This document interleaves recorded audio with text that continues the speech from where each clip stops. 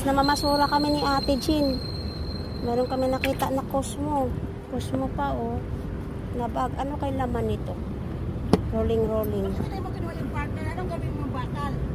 Ha? Wala lang. Titingin tayo kung anong laman sa loob ng basura na to. Guys. Anong gawin mo yung bakal? Te. Tanggalin kaya to, te. Malagyan ko pa ng bag. Ano tong bag to, te? Tapon na to. Di ba maganda pa? Sabi ko sa'yo.